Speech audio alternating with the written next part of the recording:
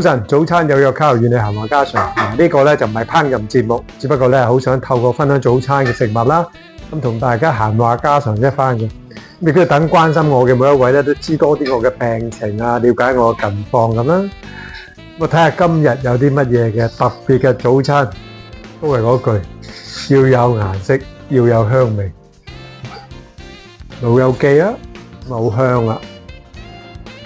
跟住一個唔係人中意食嘅納豆，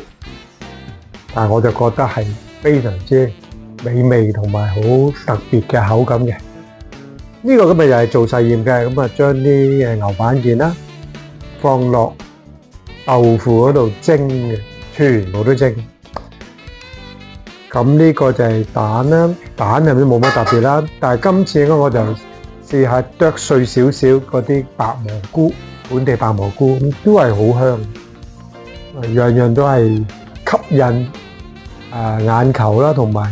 增強食慾啊！好啦，試下先，納豆加牛油果唔錯嘅配搭。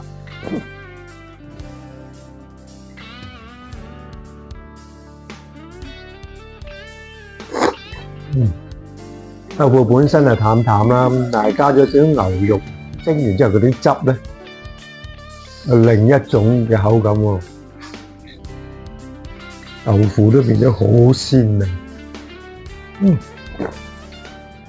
佢呢個星期咧就馬不停蹄，忙咩咧？原來係要見3個醫生，2個香港，一個咧係香港大學深圳醫院嘅醫生。事情係咁嘅，咁啊，因為睇到驗血報告啦，咁啊了解到身體最新嘅情況，特別係血糖方面啦，咁啊都叫做接受啦。個糖化血色素係6附近啦，咁膽固醇啊嗰啲嘅都叫做同以前都差唔多，冇乜特別起伏。唯獨有一個數據咧，就令醫生好擔心啦。香港呢邊嘅醫生就話：咦，點解你嗰個腎功能，即係反映腎功能嗰個嘅腎過濾率啊？簡單嚟講咧，我哋叫GFR 啦，或者叫 eGFR 就急跌喎，咁就由1月嘅80幾跌到而家係去到65，咁個跌幅真係好犀利，呢個係好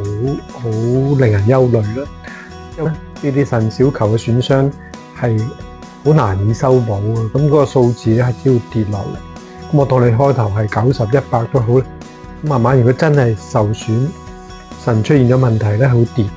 跌到某個程度咧，咁最嚴重當然啦，大家知係嗰個腎衰竭或者洗腎啊已經，咁所以亦都要關注啦，咁嚟討論啦，咁會唔會真係啲嘅抗癌藥會影響到個腎功能咧？咁於是乎呢件事情又要帶翻去港大深圳醫院嗰邊咧，同嗰個腫瘤科醫生去傾，咁就但係反而內地嗰個數值計出去就唔係65啦，佢用另一個